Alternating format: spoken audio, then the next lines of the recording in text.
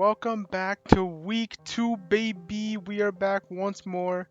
All the games have been submitted, and over half of our sets this week went to game 3, so we got some bangers this week. It is me, Scrumptious, aka Armando, with my co-host. Daniel 1018. Cygnus X1018 here. What's up, everyone? Yeah, we are back. We got some exciting games to go through, especially the one currently on screen. Our other co-hosts can talk a little bit about that if they'd like. Yes, this game was between me and Daniel, actually, Yes. for week 2. Pitting us against each other right off the bat, almost.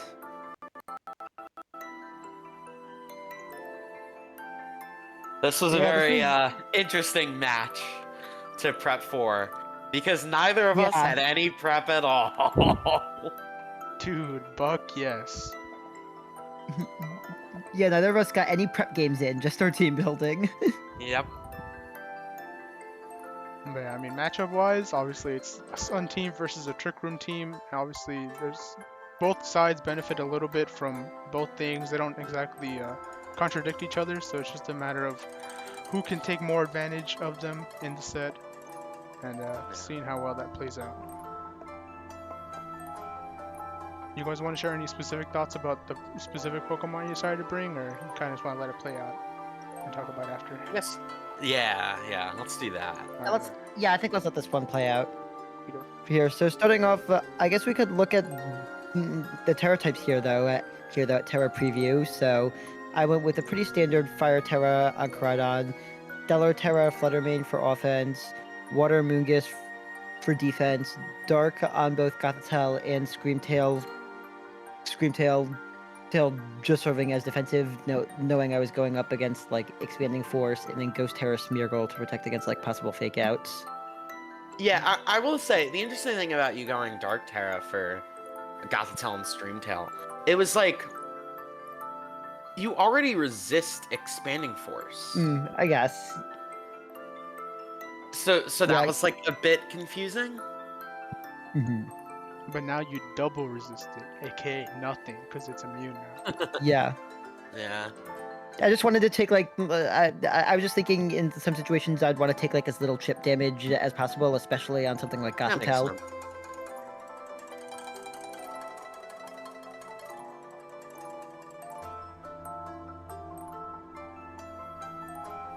I say we jump right into the news. And by news, I mean Pokemon battling. I'm not Here we I go. don't even remember who says that. I think it's like Keemstar. We So don't endorse Keemstar here. Starting off game 1, I led with Miraidon and Gothitelle against the Psyspam duo itself, Armarouge and Indeedee. Psychic Surge and the Sun both activate, and I switch into a Moongus and use that Dark Terra.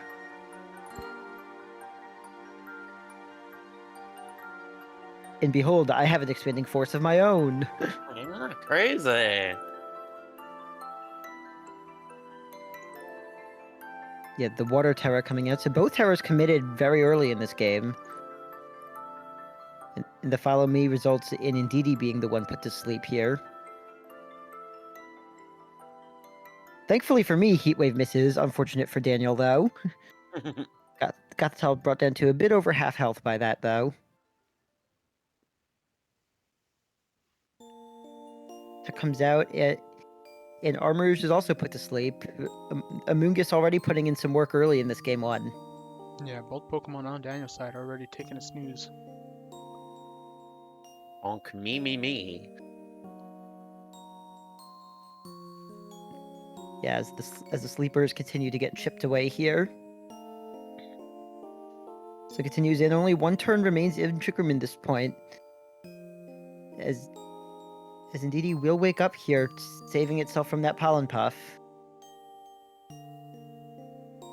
Daniel, I am intrigued by what the Water Terra was specifically for.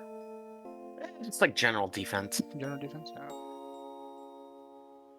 Now out comes Hariyama, who's Daniel's third.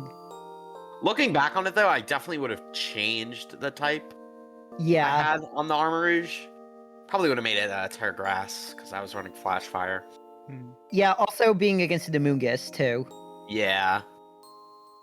But hindsight's 2020, so. Yeah, a nice read into the rage powder there with that ice punch coming from Daniel. But the eject button activates on Amoonguss. Send Flutter Mane in.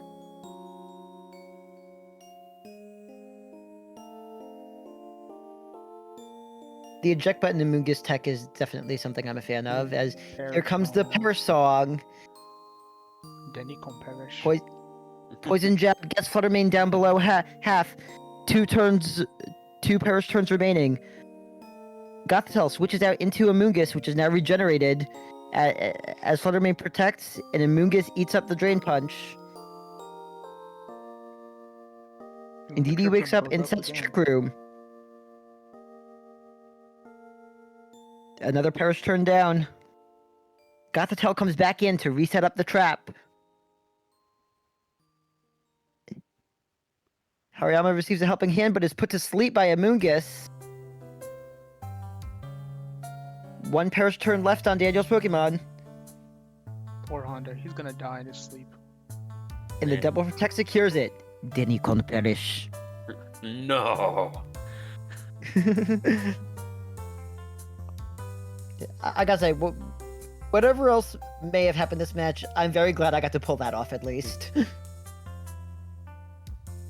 Now it's just Lunala left to face a 1v4 here, and it's sleeping.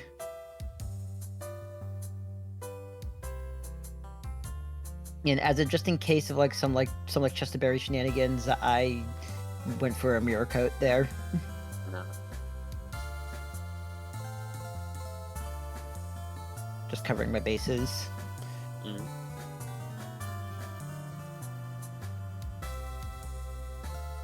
Trick Room's in between the two of these. It's just a lot of firepower for Lunala to slow. Man, doing 50 there is kind of crazy. Yeah. Lunala's strong, Lunala's very terrifying indeed. Indeed. NDD. Indeed, Famale. And with that, Lunala goes down, and game 1 goes to the Cygnus one of the 1018s.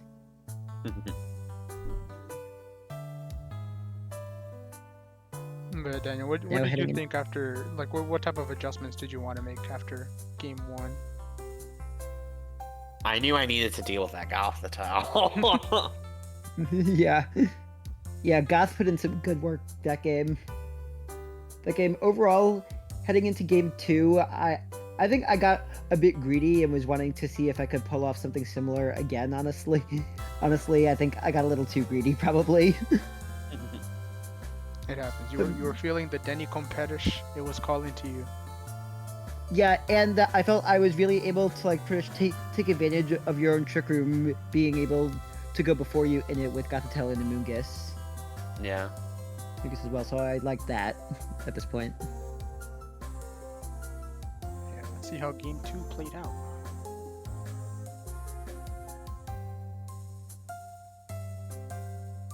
Crowd on Gothitelle lead stays. I almost said Miraidon and Gothitelle. Because of the nickname. Yeah. Yeah.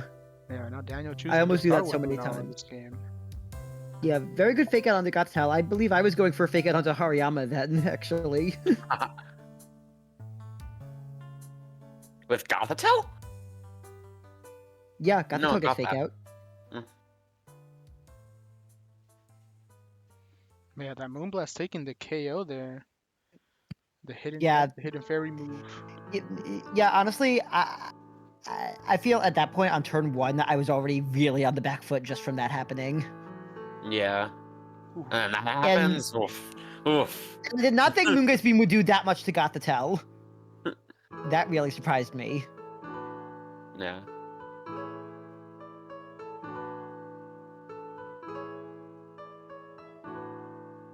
Teller's Terra still deals a decent chunk even without it being super effective thanks to the Stellar Terra there. As Amoonguss takes a big chunk too. Ooh, getting the spore off. Lunala does go to sleep here.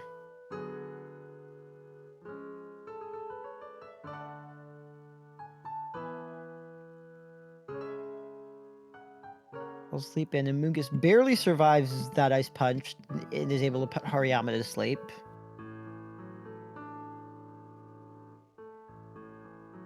And yeah, good switch by you into Blood Moon.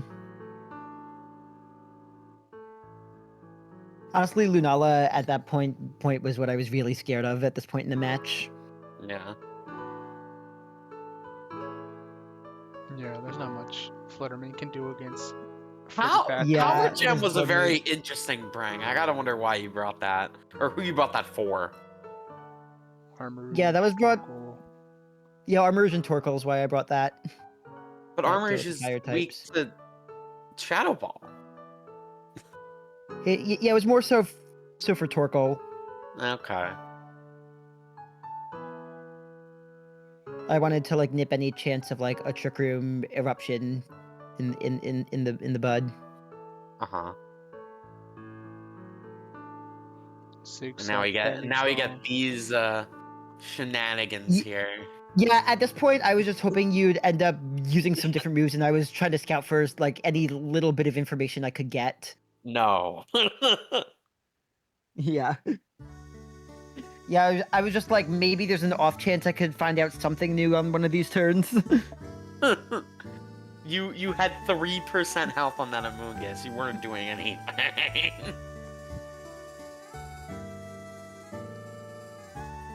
Yeah, I was just thinking if I could solve it out, maybe get a little info. But yeah, the lead with Lunala definitely made a lot of difference. There wasn't even, I don't even think Trick Room even went up that game. So like, Yeah, no. didn't even need the pressure, and then it doesn't have to worry about Amoonguss. And Which honestly, given the mons I had not being in Trick Room, honestly kind of worked to Daniel's benefit there, I think.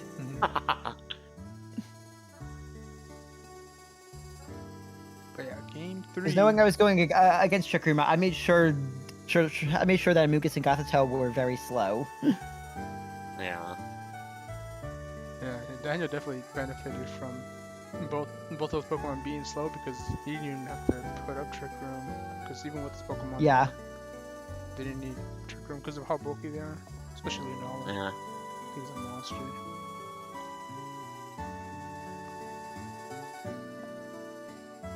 And game 3, it looks like Denny going with a more aggressive start with Fluttermane and Miraidon. Yeah, definitely wanted to put more pressure out there, and And Daniel went going big with lead. the same start that worked. I went Terrafire to protect against what happened to Koraidon last game. Yeah. Koraidon needs to fake out, and yeah, honestly, in hindsight, this turn, big mistake. I probably should have Shadow Balled into Lunala. I was just worried about the Fairy Terra, and kind of psyched myself out of it and went for a different way of applying pressure. I Yeah. definitely regret that move a lot.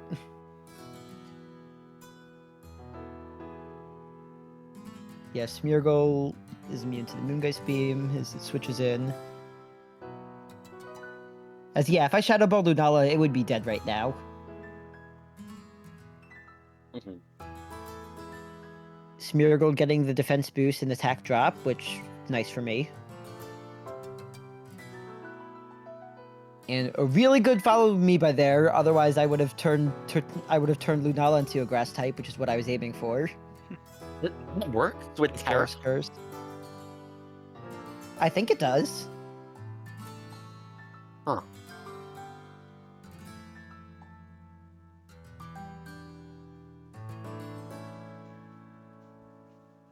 Nala makes a good switch into Armouge there as I played more defensive. With that turn in protected, trying again for Forest Curse. This time it goes into that.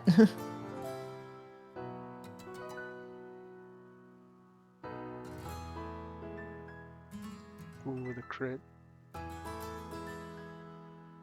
Yeah, that. At this point, I kind of realized, yeah, it's probably over.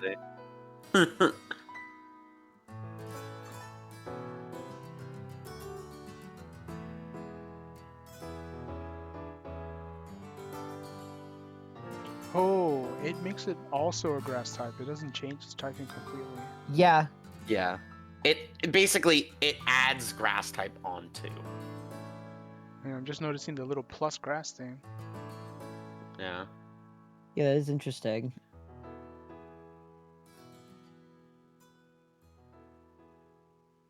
And yeah, I undid Trick Room there. The Mad Lad is very moody right now. Yeah, honestly, regardless of how effective it was, I'm glad I just got to show off some funnies with the Mad Lad at least. Yeah.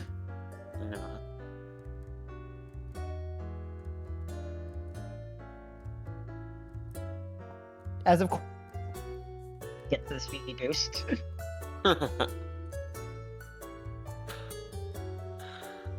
And Yeah, then that happened, the spore into my NDD. I was like, oh my god. Yeah, my plan backfired against me. That was meant to enable Koraidon. Yeah.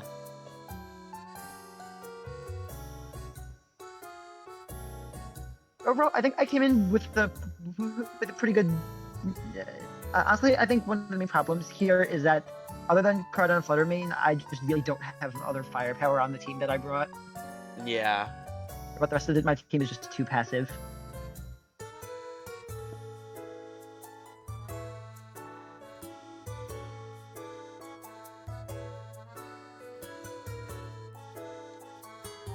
I just, between Lunella and Ursaluna, I didn't really feel comfortable bringing Golden Go into this. Uh-huh.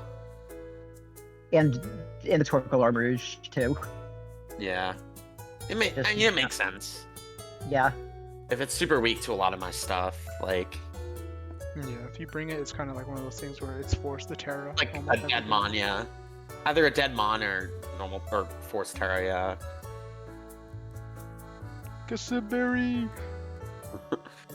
The evil Kasibberry. Yeah. Yeah, I mean, overall, other than my team being too passive, I think I ran some pretty good sets on my team overall. I definitely could have played some things a lot better in games 2 and 3, though.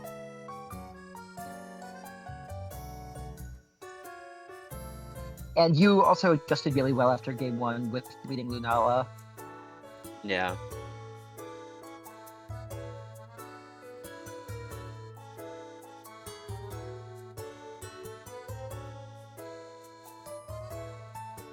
Yeah, and this is going on because it's just part of my philosophy to just never give for at least some sort of like big mistake at the very least, because I just don't like giving up. What'd you say? You're very muffled. Oh, my mic came unplugged. Hang on. There's something about like never giving up, never backing down, never giving up. Oh yeah, struggle kill, pretty awesome. Yeah, Never basically, back down, yeah, basically all this is playing out because part of my personal philosophy, I'll just like hope for like some sort of mistake to get me back in the game or something, and no matter what, I just don't like giving up. I'm stubborn with that. Yeah. No, plus we can't really be allowing forfeits because then it ruins the differential kills, the stats. Ah, true. That's a True. good point. Yeah.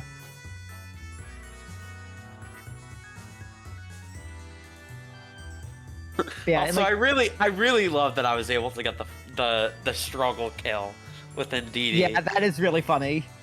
Because I was just not running any attacking moves on that one. Yeah, that was really funny.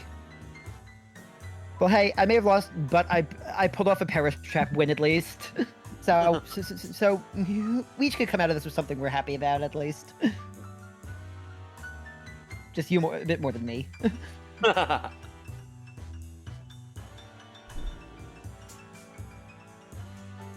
Moving on here, we have Toad's Unown from ME up against Matt's Kittenish Keldeos here. Yeah, unfortunately, the Look at first this. game was a little not recorded the right way, but it happens. You know, we're still getting used to the whole format. Some of the new players. Yeah. I'm I realizing mean, I was it just gonna doesn't not bring show- that up. It doesn't show Terra types. I'm realizing, so we're just gonna Uh, show here. Oh, I don't think they put show Terra types. Oh well, It probably didn't. it happens. Oh yeah. Oh, looks like they did open team sheets. Yeah, this isn't the draft format. Nah. Yeah. It is what it Fine. is. Yeah, we do have Toad versus I believe Matt. Yes. Yeah. Very similar teams to what both players have brought last week, I will say. Yeah, Obviously- Toad primarily featuring the sand mode here. And then Matt with his massive amount of physical attackers. But Volcarona's here. It is here. I don't know how well it does into this matchup, considering Tyranitar's there. It definitely helps with Corviknight. Yeah. Yeah. I mean, it does super Probably effective running. against like half the team, but you know, if Tyranitar's positioned right, it shouldn't get any kills. But we'll see. Probably running boots and like Terra Grass or something. Boots and double? I don't know. Anything can happen in Draft League, It do be True. likely. as evident by your Forest Curse bullshit. Look, if I'm gonna run Smeargle, I'm gonna have fun with Smeargle. What mod even gets Forest Curse? Like, genuinely. True. It's a signature move of It's gonna be Tempest Trevenant, isn't it? Okay, yeah. Yeah. knew it.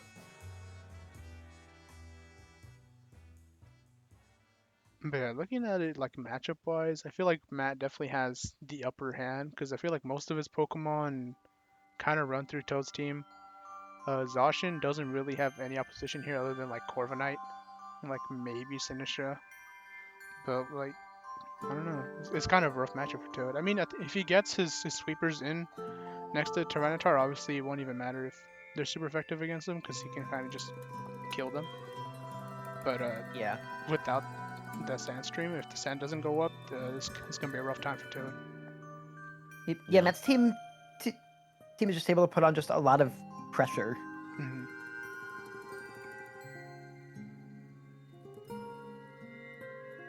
Right, we will talk about Terra types. Unfortunately, we do not know, but we will find out as the game progresses.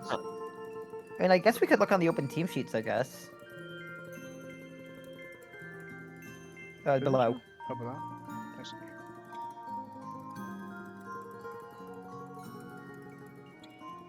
Ground, Terrain- ghost, steel, grass, flying, normal. Pretty basic Terra types on Toad's part. Yeah.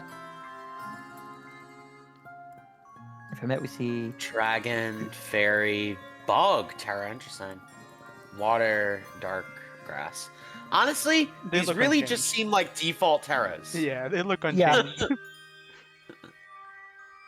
well, except for ground on Tyranitar. Yeah.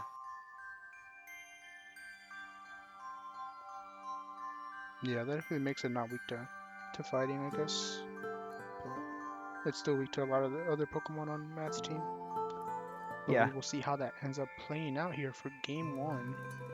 It does better against Steel as a ground type. True. Yeah, Sinistcha and Corviknight lead coming out against Palafin and Dragapult. So two very different leads. You're going for Protect Ooh, on Sucker Punch Sinistcha. failing even when there's no psychic terrain. Palafin gets off that first turn flip turn to go into Qianpao and activate that Sword of Ruin as Mhm. Corviknight attacks Tailwind.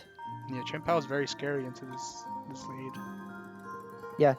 Dragapult going for Phantom Force. What's its target gonna be here? Chimpao barely hanging on with Sash from Surely. that body press. Surely it's the poltergeist, not poltergeist. You know what I mean?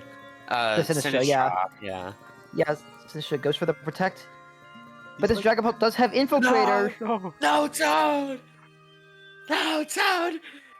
Phantom Force breaks through Yeah. Protect! It's an No! Infiltrator, all right. These little PNG No, I boxes think it's are a- killing me. Yeah, it's No, Phantom I Force, think- yeah. Yeah, Phantom Force just breaks through Protect. I think Infiltrator is sub. Yeah, Infiltrator screens, yeah, my bad. Sinistcha switches in for Oh, Nice. no. Hospitality. Score. No. Unfortunate. Palafin comes down. Palafin's very scary here in his hero form. But the Sandrush Houndstone is active. Ooh, the Sucker Punch though. The Sucker Punch will go into it, take it out over half its health, force it to use its Citrus Berry. Should be able to get the kill back though, I would imagine. Yep. Comes out. Yeah, that last respects will take down Dragapult. Does one threat down. Or two, actually. Yeah. Toad technically in the lead here, but it's a little tough because Palafin is very scary, and what's even scarier is Ashin. Yeah, Trying to Terra max Ghost out. coming out here. The last respects damage. Corviknight's able to live another Jet Punch, and Last Respects takes a good chunk out of Palafin's health. But Behemoth Blade makes sure it's double dead. As Corviknight sets up Reflect, which Reflect could definitely be very useful against this team.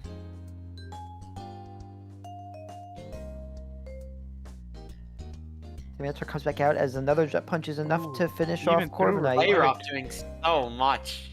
Wow. Dang. Just Dude. insane. I'm kind of surprised that wasn't just the Behemoth Blade coming out there. Maybe it was to scout out Terra. Did Toad place his Terra? I didn't see. Oh, yeah, with Toad, Ghost, Terra, with and Houndstone. Ghost, yeah. Yeah. Probably to protect from like a possible Secret Sword. Yeah, game one still relatively close. Obviously, it's pretty hard to take down Zacian. I think maybe Yeah, if Zacian's Toad Yeah, didn't Zacian go was Terra just- Ghost, maybe it would Yeah, the Terra Zacian Tower was... helped. Yeah, Zacian was just preserved well for the late game there. Yeah, he did very well cleaning up.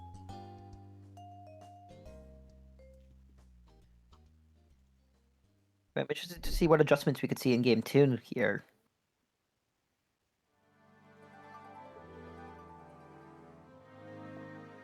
Here we go, and Toad is returning with the same lead as in game 1. The same so lead is from Matt. both sides.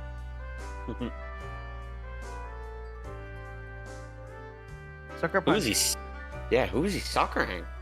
Probably Sinistral, because Yeah, probably. Ghost type. As Volcarona comes out from the flip turn as Corviknight sets up Reflect turn 1 this time. Gotcha. The burn!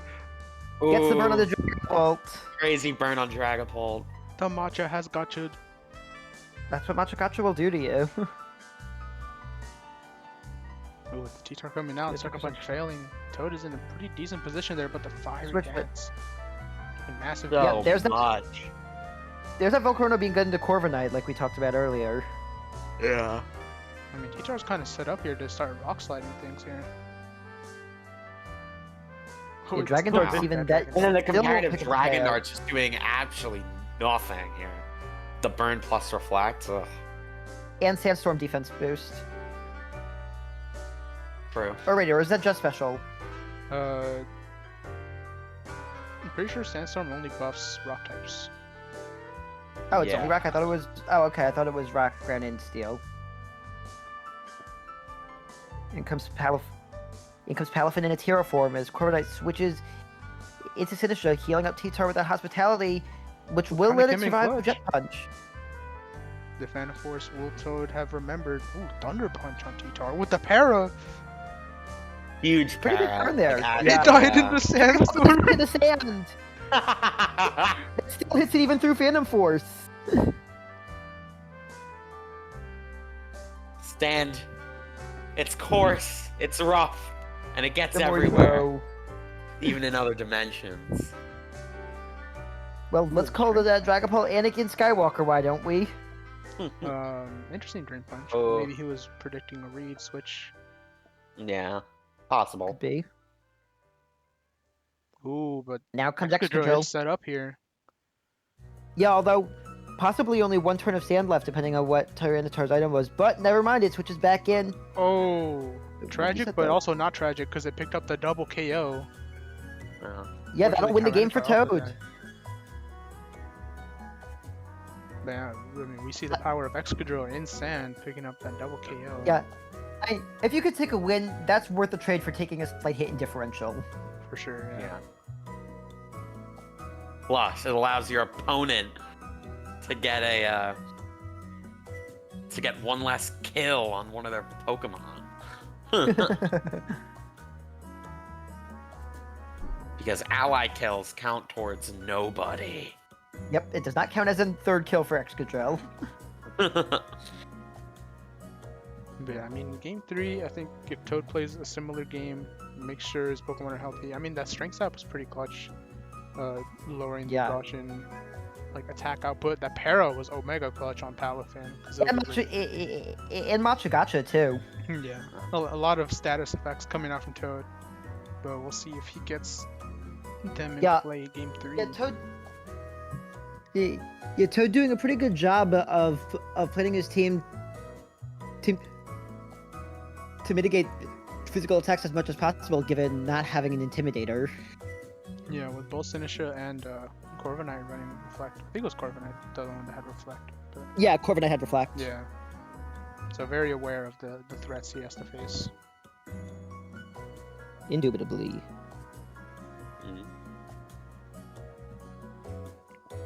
Is it the same lead coming out? Oh no, we're seeing Ambipom. Oh, it's Ambipom. It's a very terrifying And lead with Zacian and I guess Ambipom is immune to Dragapult's ghost attacks.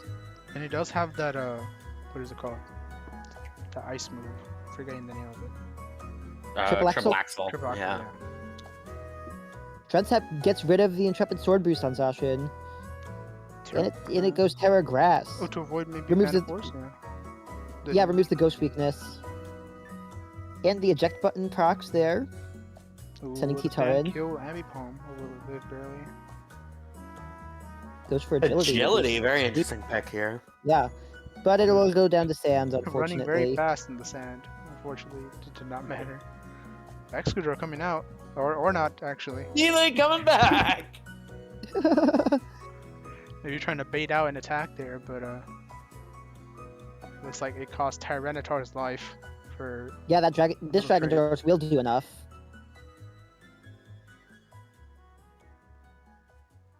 Sandstorm continues to rage as Excadrill comes in.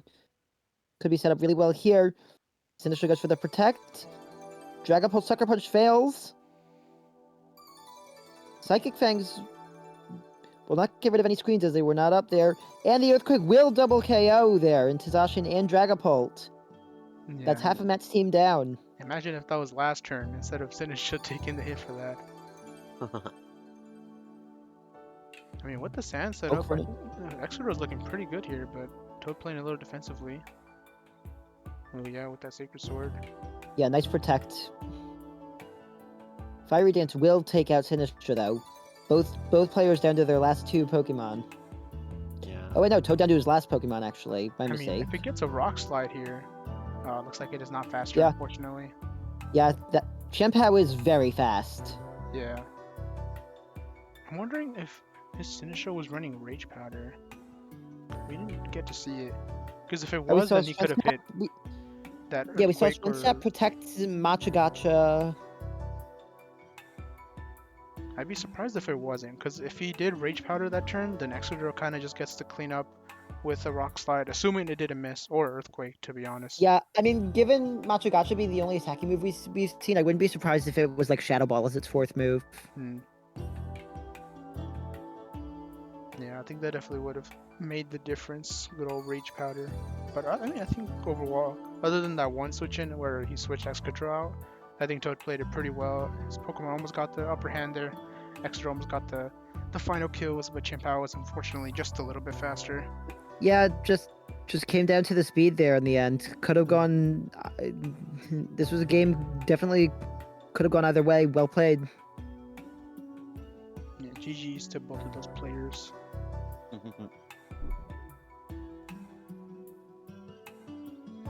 Now here we see Taco Lover's Rising Raichus against DJ's TheGenGang here. Finally, with 6 Pokemon this week. Yes, and we're seeing Taco Lover running the Arabigo Miraidon team, except with Hitmontop coming in here in place of the usual Farigiraf.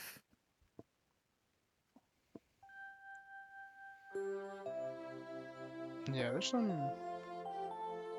interesting Terra types, I think. Steel Terra, Hitmontop, Fairy, Miraidon. Yeah, I mean, Fairy Miraidon is a pretty standard play. I think it makes sense, especially against the Rayquaza. Mm-hmm. Yeah. Just has to be careful of Metagross and Tinkaton. Yeah, I think matchup-wise, obviously the one with the more like notable like team type, I guess, probably has the advantage. But obviously DJ with these Pokemon could be cooking up something devious. Obviously, Tinkaton can get some fake outs in. Greninja's pretty fast, but I don't really see what he does against most of these Pokemon. Regieleki Yeah, we have- could probably put some pressure. Yeah, Reggie. Yeah, Lucky definitely can with that Terra flying too. Yeah, it'd just be a matter of probably positioning, trying to make sure you get the right Pokemon in. But it's looking a little tough for DJ because Taco's team is just, standard Yeah. and broken.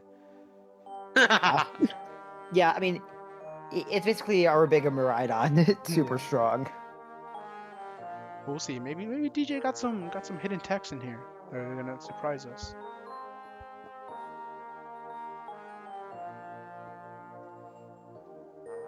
Hitmontop coming in the lead alongside Miraidon. We got Obama. Whoa, dude, you can't say that. It's a kids channel. We're gonna get demonetized.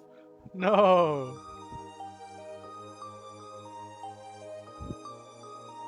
Oh my goodness.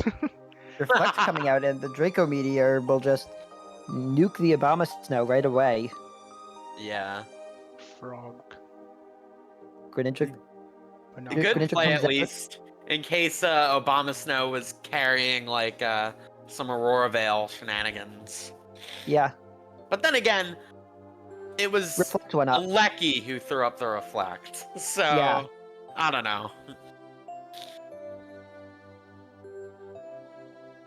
Oh, the draw. Rayquaza comes- Unfortunate. Nice switching to the Rayquaza there.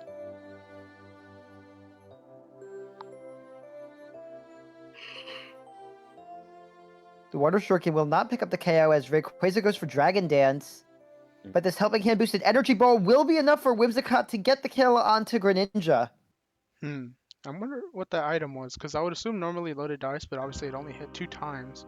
So I assumed it would Yeah. be Focus Sash, but it was not that either. So interesting. The Extreme Speed takes a big chunk out of Miraidon's health there. As Lucky's also Encore goes into Ray.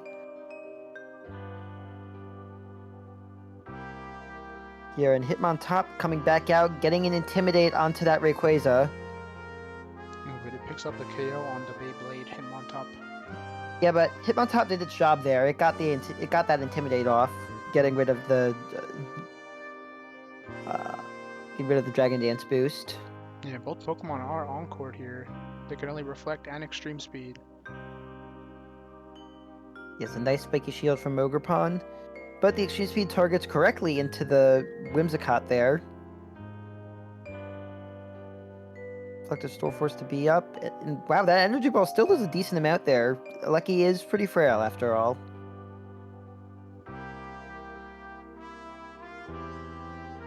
Lucky's still stuck reflecting.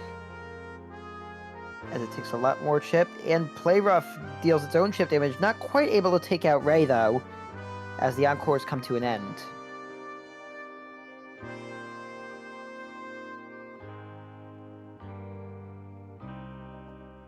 Terrifier activates in body aspect on Ogerpon as it survives that extreme speed and Whimsicott's able to get another Encore onto Regieleki here as Ivy Cudgel picks up the KO onto Rayquaza. Regieleki may be the fastest Pokemon in the game, but prankster. It's doing nothing like that. It's Yeah. Yeah. All the speed of the Encore world just doesn't matter if came- your opponent has prankster Encore. Yeah. Encore did numbers. Jeez. Yeah. Yeah, I've Whimsicott was definitely the MVP of that game, that's for sure. for sure. Yeah. Yeah. I mean, because Rayquaza, what Terra type was Rayquaza? It was Dragon. Rayquaza's Dragon. Yeah, I feel like it would have made quite the difference if it was normal Terra, because it got off a lot of extreme speeds. I mean, it was doing pretty Yeah. good damage, all things considered, but imagine if it was that normal Terra, it would have helped a Yeah, lot more. and Miraidon was still sitting in the back, and I'm sure that was carrying Dazzling Gleam. Mhm. Yeah, I am still curious on what item Greninja was running. Yeah. It wasn't Life Orb. Yeah, it wasn't Life Orb, it didn't have Sash, it didn't have Loaded Dice. It was Protean. Yeah. It was Mystic Water or something. Who knows? Yeah, we'll see. Could Maybe. be.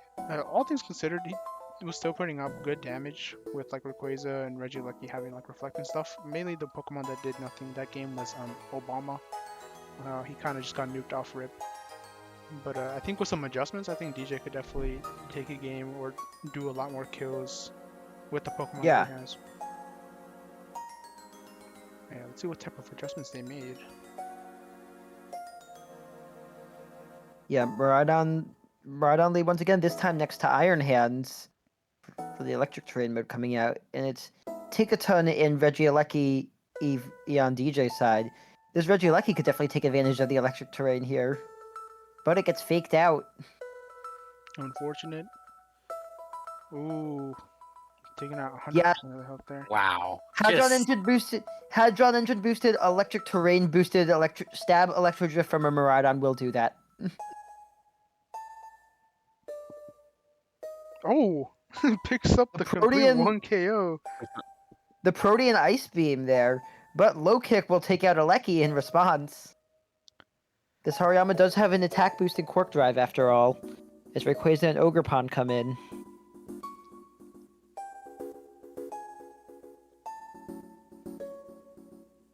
Fire Terra comes out as Ice Beam goes into Iron Hands. You know what? It Rayquaza might sets be up a Dragon specs. Dance. I wonder what this Ogerpon's gonna. Okay, yeah, that makes sense. Yeah. You could just because of the ice They're a dragon here. because of the ice type from Oh. Protean. Wow, Look at just the killing double. both of them. Okay. We might see a comeback here. Yo, Extreme Speed won't do enough even with the Dragon Dance boost to Urshifu. And It's it's a a Wicked Blow for the win. And it's a wicked blow. I mean, Rayquaza almost brought it back there. Picking up the double. Yeah, that KO. was very close actually. Yeah, I think I I'm kind figured of it out. surprised Urshifu survived that. I think Greninja definitely has specs, is what I'm realizing. Yeah, that would make sense, especially with that Ice Beam picking up that KO like that. Yeah, a pretty good adjustment on DJ's side. I mean, he almost did bring it back. Maybe if Tinkaton had Fake Out, it could have put out a little more pressure other than becoming Obama Snow 2 and dying off rip. But I think overall good changes. Maybe just a little better prep-wise, having some more like double-orientated moves. Because I'm not sure what Tinkaton, what it would have hit that turn. Maybe we wanted to put more pressure onto Miraidon with like a fairy move. But overall, still a good game from both players here. Yeah, definitely. A lot of interesting little nuances in competitive Pokemon. But speaking of good games, we got Oh, Oh Marcus boy. versus I'm forgetting the X marks. X marks. There you go. Battle of the Yeah, Mark. and X Marks has the core 4 this time around. Yeah, playing no games, bringing the horse this time for sure. And Yeah, then the whole Eevee core making a 4 is. return. Yeah, Marcus bringing the same 6 from last week. I mean, that's a really strong 6, to Yeah. be fair. Yeah. Groudon, two of the DLC pass paradoxes, Roaring Moon. It's crazy. Wellspring, Ogerpon, and Grimmsnarl. Yeah. Against X Marks with the core 4, Tinglu, and Malindidi. And then both players have some pretty interesting Terra types. I mean, obviously on the X mark side with the Fairy defensive typing, similarly for Calyrex, the Ghost Terra to probably avoid getting. Normally Fake to avoid out. getting faked out, but I guess Grimmsnarl has fake out. The Grass Terra obviously Yeah. uses the extra damage on Rillaboom, and same thing for Urshifu. Poison on Tinglu, maybe for maybe just in general defensive typing, I would assume. Yeah. And then that fairy on Ndidi. And then Marcus also got some interesting ones, like Grass Terra on Gouging Fire. I would assume that's mainly for Urshifu to try and take Urshifu, the yeah. minimal damage from that Surge and Strikes. Roaring Moon with the Flying Terra, I think that was the same as last week. Yeah, And Ghost then, Terra, Grimmsnarl. I mean, you're against 2 fake out users. mhm. And then Fire Terror Groudon and Fire Punches for maybe more damage on that Rillaboom and also to avoid getting Grassy Glided all over the place. And then Defensive Yeah. Fairy typing on that Raging Bolt and then Water, obviously, for Ogarpon. Yeah, that fairy type on Raging. That fairy type on Raging Bolt, it's just such good defensive coverage matching his typing. There's a reason you see that often. Same thing with it being run on Miraidon, which shares the same typing as this. Mm-hmm. Yeah.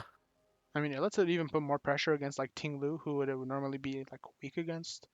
And then obviously Yeah. Urshifu and stuff. So the prep is definitely in play just based off the Terra types alone. So we will see how both these players decide to play it out. And here we go. Starting off for the leads, we're seeing Incineroar and Calyrex Shadows starting for X marks, with Marcus going for Groudon and Roaring Moon. The sun is up. A nerve is out. Intimidate's going off.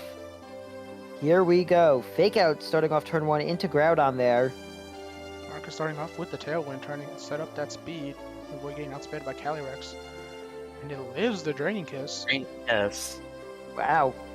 It is only a 50 base power move. Ooh, even being attack point down, it still picks up the one-hit KO. It is quad And weak Incineroar- after all. And Incineroar loses most of its health to that Precipice Blades there, but it does get the Will-O-Wisp off into Groudon. Groudon is burned, unfortunately, but Raging Bolt comes And out. yeah, Rillaboom was threatening a Grassy Glide KO there. It pretty much had to switch. I mean, Raging Bolt is not afraid of either of these Pokemon. Yeah. And can do a lot of Could damage throw with out that like a special high attack horsepower or boost. something. Ooh, Thunderclap unfortunately missing because did not Yeah. get the read right. Assault Vest knocked off though. That's big, especially with that special attack boosted Raging Bolt on the field. But Rillaboom is able to switch out into Indeedee, which sets up the Psychic terrain now. Ooh, and another burn coming out. Yeah, Roaring Moon severely crippled. yeah, and Thunderclap is entirely denied here thanks to the Psychic terrain as well. Yeah, that's pretty big. Ooh, going for Calm Mind. But Raging Bolt smartly goes for the Calm Mind there.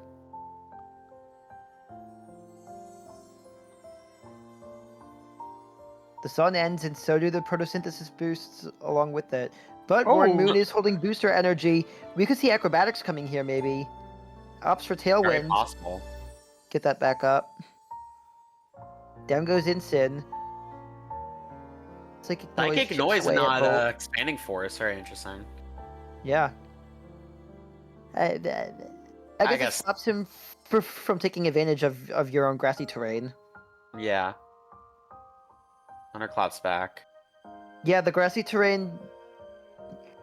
Yeah, Indeedee and Rillaboom being next to each other is pretty interesting because they kind of like cancel out each other's terrain, whichever one switches in later. Yeah. So it's an interesting fit. And then Grassy Glide finally Grassy- picking up the KO there. Yeah, I was just waiting in the back for a chance to get set up with it. But there's the acrobatics, and Rillaboom survives that. The burn and it's still in him. Oh, Still hasn't right. been able to switch out. Right, Groudon comes back in. Groudon is also still burned.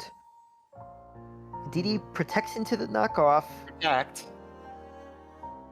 No Grassy Glide. Precipice still picking up the kill on Yeah.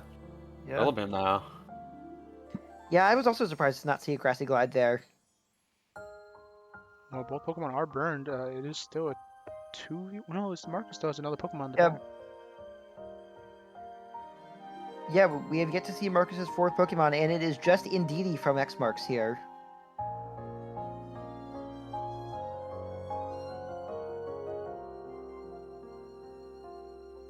Groudon goes Terra Fire here. Indeedee protects, just stalling out a turn. Maybe scouting for information. This blocks the acrobatics and the heat crash. Terrain is gone. Sun is still up. Acrobatics will chip away here, but Heat Crash will finish it off. Yeah. Pretty interesting game one there. Yeah, very interesting.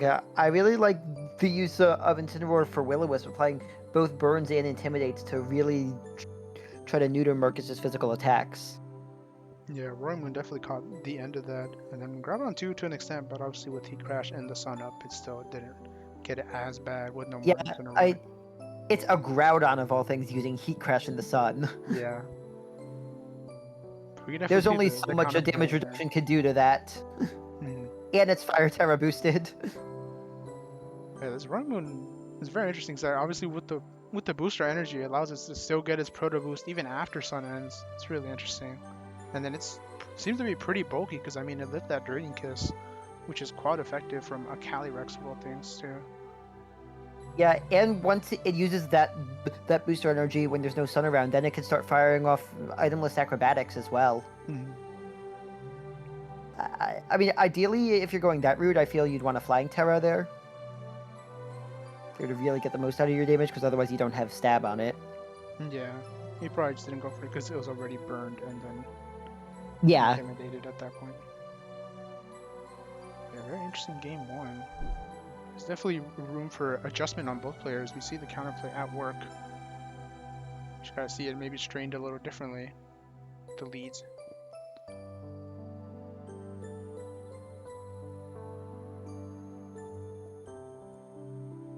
Yeah, this time it's Rillaboom next to Calyrex Shadow, the other fake out user. Yeah, Marcus definitely going threatened for Groudon a Groudon lot Roaring more Moon though. once again.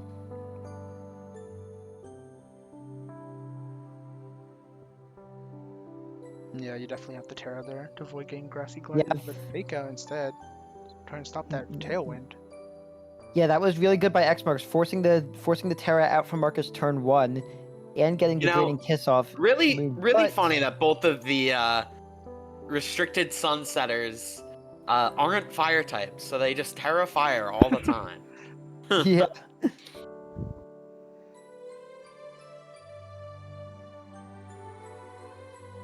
Yeah, with that Fake Out Calyrex pressure goes gone, down there. Roaring Moon was able to pick up the KO there, but missed the Flow Master. Surging strikes here, but under the sun, it's not going to do that much. Precipice Blades will take out a big chunk of health there, too. But out comes Ting Lu, proccing the Vessel of Ruin. Not really going to have that much of an impact in this matchup in particular. We see the Ogre Fawn coming out, completely Really? immune. Yeah, the very good Surging switch by Strike. Marcus there. Stomping Tantrum is able to get the KO onto Roaring Moon there, though. Yeah, Ogre Fawn looking very threatening here to both Ting Lu and Yeah. Urshifu. And Marcus has a free switch into Raging Bolt there, too. Yeah, Thunderclap. Picking up that KO, and Ting Lu just Yeah, had a honestly- lot of work to do. Yeah, I think Roaring Moon going down there is actually really good for Marcus because it got that free switch into Raging Bolt. Did he just hit Fissure? Oh my goodness. It did. It hit Fisher. I look away for 1 second and the shenanigans are back. My Fisher goat from season 1, bro. Do we see another Fissure? Oh. Nope, Stomping Tantrum. Lame. He should have gone for it. It would have been funny. It would have been very funny.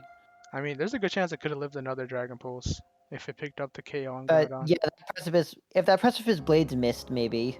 Yeah.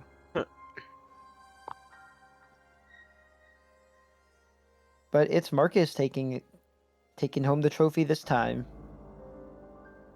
Yeah, surprisingly, Calyrex not really doing too much in this matchup. It got those Draining Kisses off, but it never really picked up the KO there. Never got to do what the horse does and run away with the game. Yeah, I think that's just the base power limitations of Draining Kiss there, as you alluded to earlier, Daniel.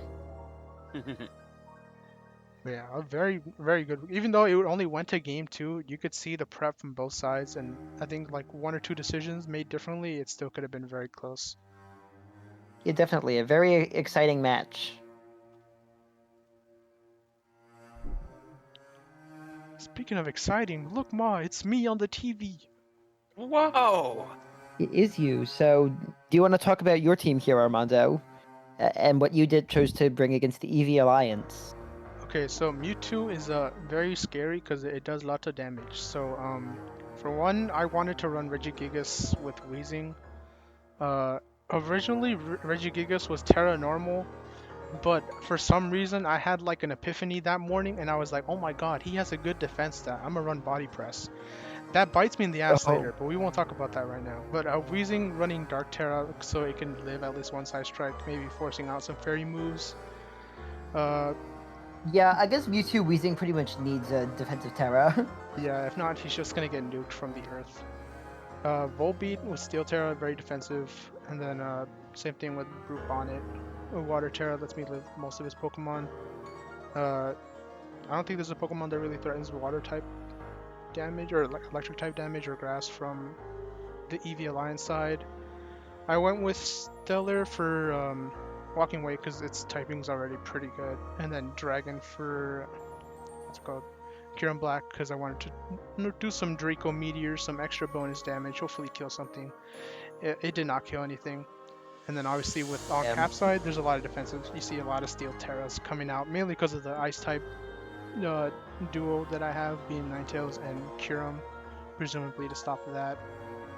And then it looks like Clefairy is around the same, and Poison Terra on the Rotom Heat.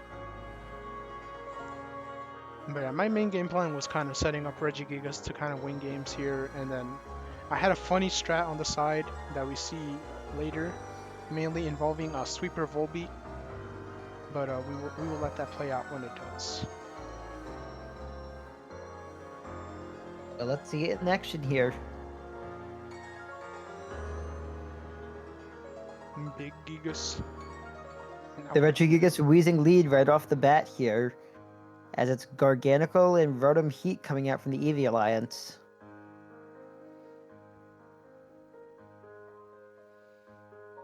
Weezing goes for the tech as Regigigas gets burned. To That the average knockoff won't do human much, being, but it- that would be very bad. Unfortunately, I came very prepared. Yes, as you mentioned, body press. Well, no, doesn't body press still limit it? Oh yeah, Burn it cuts is the physical. base Yeah, power, not the yeah, it is base Facade, power. You're right. baby! Oh, Holy crap! Facade will do it. As the Hatless Alfred gets salt cured here. He's a little poison and salty now. But yeah, But and the this big guard's train on a is easy. timer. There's that Dark Terror from Weezing, but it opts to single target Side Strike into Gigas instead. But it doesn't do quite enough, and the return Facade will take the KO onto Mewtwo. Yeah, Assault Vest on Regigigas coming in clutch. Yeah, it does go down to the salt cure there, but it did this job. It got 2 knockouts. Yeah, arguably the more important ones with Clefairy and Mewtwo.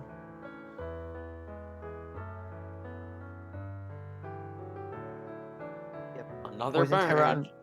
on Rotom, and Scald will do a good amount of damage. The Sludge Bomb just helps chip down Garg even more, but it will recover. Get a lot of that HP back.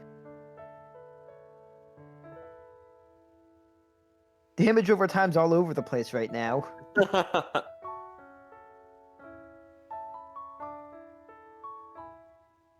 Yeah, tries the Rotom Volt vote- Switch, but nothing to switch out to, so Walking Away picks up the KO there.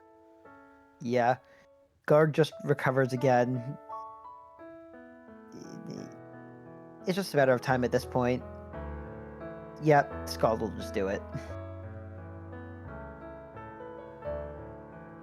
So yeah, overall, game 1 went pretty well for me. Unfortunately, I rolled that high a little too much. And game 2, I did know not what bring. it's like. I did not bring Weezing next to Regigigas because I wanted to bring out the Body Press tech, and yeah, it unfortunately did not go my way. Unfortunate.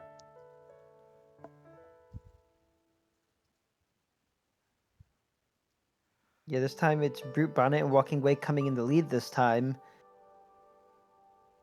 Against Mewtwo and Clefairy up front. Clefairy sets up a helping hand for Mewtwo Mewtwo as Amogus goes to Rage Powder, but it does go down to that Ice Beam, which was likely targeting that slot anyway. Yeah, I did not foresee Ice Beam. It kind of just nuked him. Poor Fungi. Yes, Snarl does lower Mewtwo's special attack there, though, at least. Just out to Rotom. But a rather unfortunate switch as it eats a Scald to the face, as Light Screen gets set up by Kyurem. Special attack Moonblast was will get very this. tragic. Yeah, it forces the switch out there. Regigigas does have Slow Start active now, as Overheat gets some chip onto Kyurem, who freeze dries to take down Rotom. As Clefairy is just left to heal itself back up to full. Mewtwo coming back in, receives another helping hand, goes for the Side Strike this time into Kyurem. The Who Draco lives but missed. misses the Draco! This would have been such a different game if they didn't miss. Just unfortunate. Oh man. Kyurem goes for the helping hand as it goes down. Regigigas' helping hand boosted, but still slow started, so Facade will not pick up the KO. As Clefairy heals itself back up to full once again.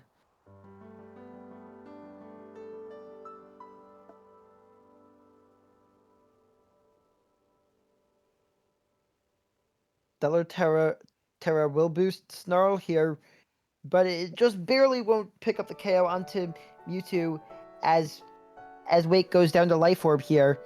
Regigigas will finish Mewtwo off with a body press here, but Light Screen wears off. Gigas is still in slow start, and out comes the Supreme Overlord King Gambit. Steel Terror comes out as Clefairy smartly follow Mies, and that Iron Head does a lot of damage. Wow. And the flinch too. Ugh. Just awful. Yeah. And then with Follow Me still up, there's nothing really Armando and Regigigas can do there.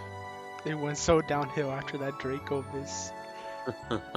I guess the Moonblast also lowering my special attack, forcing me to switch out also didn't help. Yeah, the miss was big, but also that was definitely a well played game by the Eevee Alliance. Oh yeah, for sure. Props to them. And they definitely positioned Clefairy to kind of make Mewtwo not die. Oh my! It kept living on such low percentages. And then the Supreme Overlord King Gambit was able to come in the late game and clean up well. Yeah, since Clefairy was there, I couldn't like Drain Punch it or Body Press it. It was kind of safe to do its thing. Yeah, because it could just sit there and follow me. But yeah, at that point, I realized I needed to lock in because this was no feeble opponent. I clearly underestimated them, and they whooped my ass. So I needed to lock in for Game 3. And I needed to bring out the king, the man who gives fear to all his opponents. It's Lamplight time. It's Sweeper Volbeat time, baby. Comes good old Lamplight alongside the Brute Bonnet. You know, Coming up against that Mewtwo has his hidden Clefairy ability, duo again. Unnerve and Pressure, but he was unnerved from this Volbeat. He ran away. Clefairy follow Mies, but as it just goes for Tail Glow instead, and Clefairy gets put to sleep by the Spore. Has to switch out into King Gambit, coming out much earlier this time as Cresselia eats a massively boosted Bug Buzz, as Gleam doesn't do that much. And I spored into the same spot, so I also got King Gambit to sleep as well. As Volbeat picks up his KO. Yeah, that was a really good. That was a really good read on that Spore. Unfortunately, the Eevee Alliance has had enough of Volbeat, and he dies. Yeah, that's Steel Terra. Yeah, Unfortunate. but he left its mark. He did his job. He scared Mewtwo out, even though he probably would have died that turn if they doubled into him. Bonnet returns, forcing Mewtwo to switch out, or will risk a Sucker Punch, as the Water Terra Rage Powder for the team and King Gambit goes down to Flamethrower.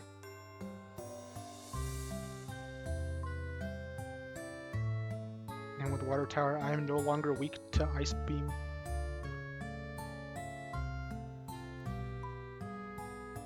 It's Still a did a side lot, strike will though. still do a lot though, especially since Water Terra does make you no longer immune to that. Yeah. Now they are both napping.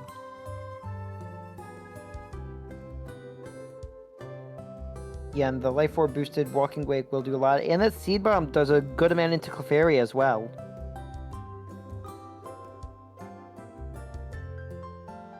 Yeah, did Friend Guard actually save Mewtwo that turn? It might have, but sure. it doesn't here.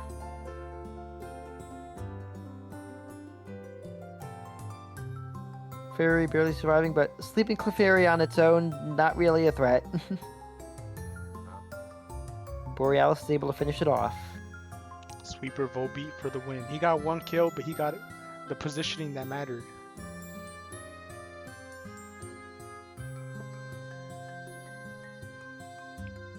Heading into our last set, we got Hunter versus Levin, the Wayward Weaviles versus the Ludicrous Lugias.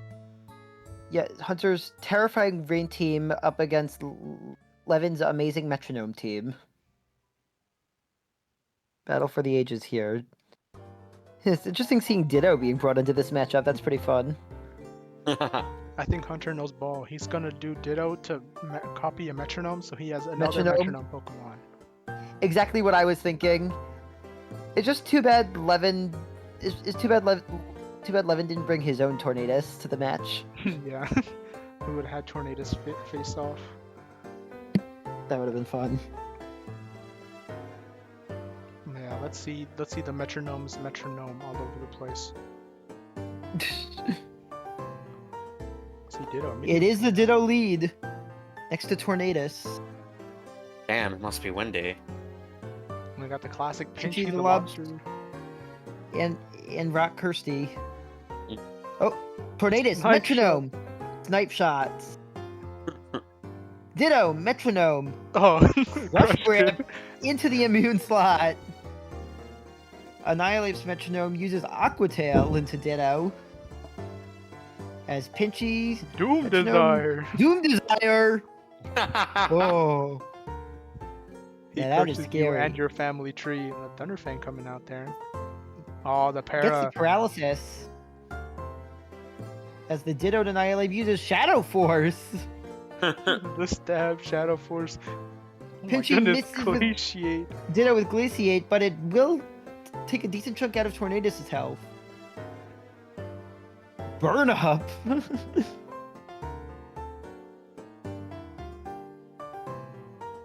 Oh, going for the Tornadus protect. gets He Giga uses there. Impact into the Protect.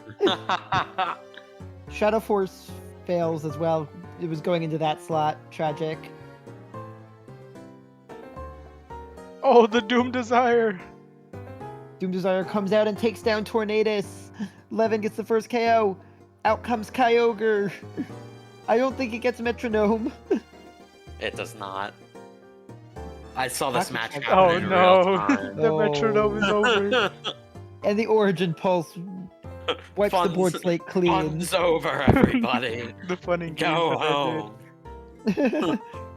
Kalugian Iron Valiant. Valiant eating up the poison. But Booster Energy will give it a speed boost. As Kyogre protects. Valiant's Metronome gives Baton Pass that fails. Ditto's Metronome. Heatwave misses Valiant and does basically nothing to Lugia there. As Lugia opts for a Calm Mind.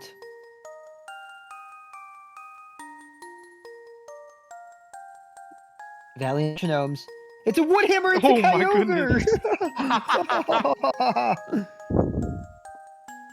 Ditto's Metronome Bug Bites, dealing minimal damage to Lugia, who Aeroblasts into the copied form of Annihilate to take it down.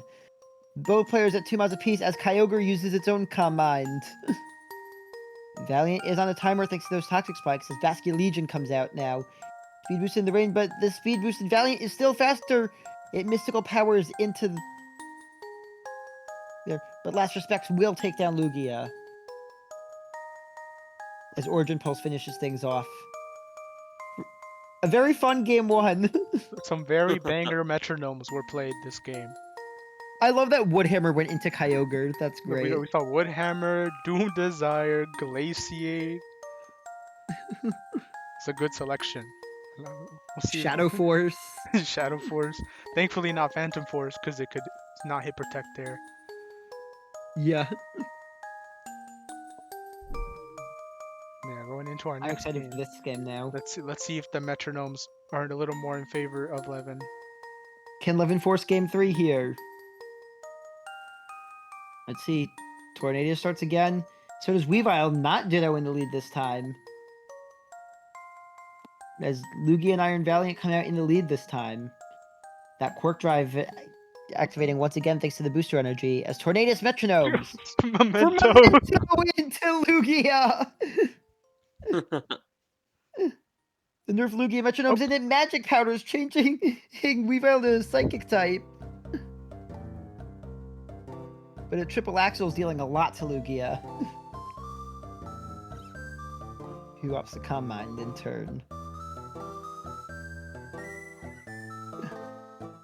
Ditto copies Iron Valiant this time. Twister. Metronome's Twister! The Fairy type Valiant is immune as Moonblast just takes out Levin's own Valiant. No more Metronomes. Yeah, this Ooh, triple Triple Axle axle. only hit once. And Lugia is able to recover. Getting most of that health back. Lugia is a very bulky mon, though. Unfortunately, its attack stats are pretty crippled by that Memento. That Memento might have actually mattered. Oh, the critical hit. And another triple axle. 1, 2, 3. It's back down to 10%. Yeah, with Team that Aeroblast that Memento. will fail the KO thanks to Memento. It's Wario. Wario. Ice Shard will take down Lugia. Oh yeah, Wario time. As Moonblast takes a little bit off of Snorlax.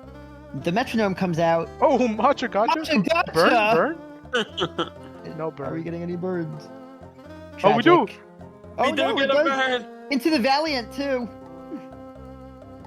It's gonna eat those special attacks, and now it doesn't have to worry about the physical ones as well. Yeah. It's Wario time. Psybeam. Metronome comes out again. I It's Psybeam's did. Valiant. Confusion? No.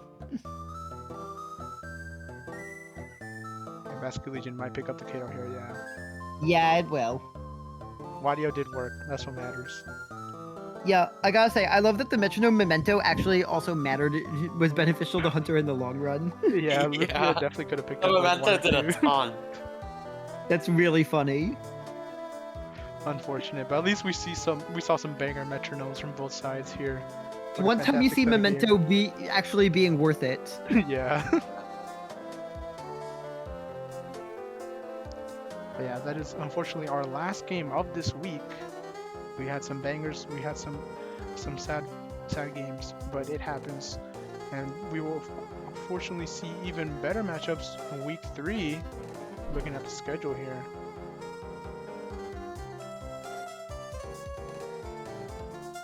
Yes, as we're looking, and there's some matches standing out to me. My match against Hunter is personally terrifying. Yeah, Sun versus Rain. Yeah, a true old-fashioned weather war. Yeah.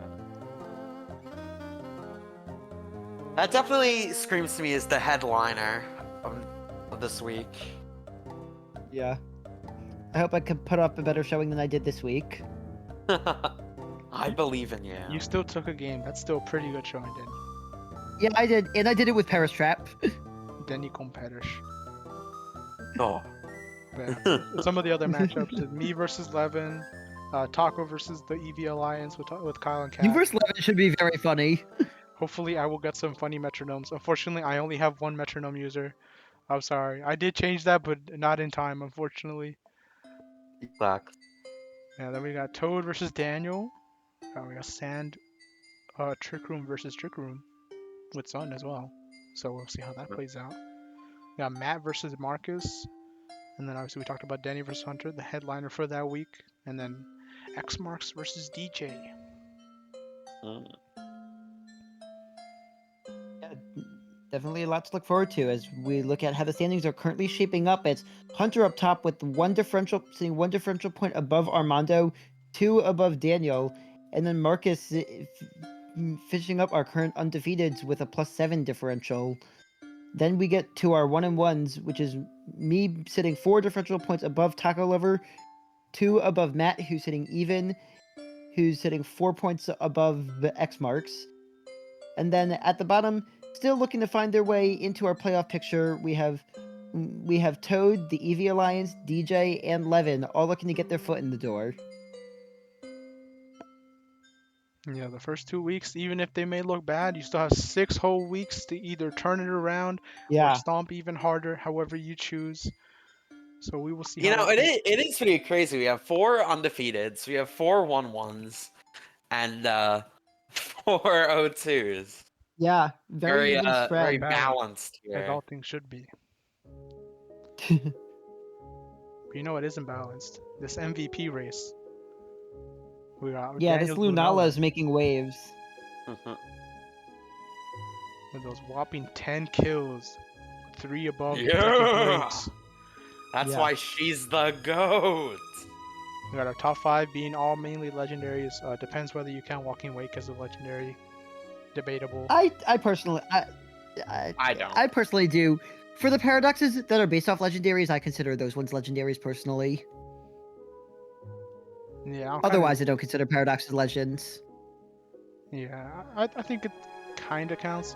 It depends because they never specify if there's more than one. But yeah, I mean, based on Regulation H rules, that it seems the Pokemon Company might consider all paradoxes legendary. Man, I- you know who else is legendary? I That consider Incineroar. Walking Wake as a legendary the same way I consider Sovali as a legendary. It really isn't. No, how I dare you? Sovali Sovali technically, is classified no, as Sovali legendary. officially is a legendary, actually. Really? I Yeah, thought it was just yeah. a He's officially special classified as Pokemon, legendary. quote unquote. No, Technol and Sovali are officially legendaries. That's my goat. Oh. I love Sovali. He's so cool. Yeah. But yeah, other than top 5, we got Incineroar, Goldengo, Kyogre, Gouging Fire, and Fluttermane closing out the top 10 there. Some very interesting set of Mons, mostly legendary, some just really good Pokemon, obviously your Incineroars and your Goldengos. But these weeks Yeah. are shaping up to be very interesting for all of our teams, and it's only going to get even more interesting. So don't miss out on the upcoming weeks. It's going to get very good. Stay tuned. From Hofstra Esports Draft League, this has been Cygnus X1018, along with Daniel 1018. And Scrumptious, aka Armando, and that is going to be us signing out for week 2.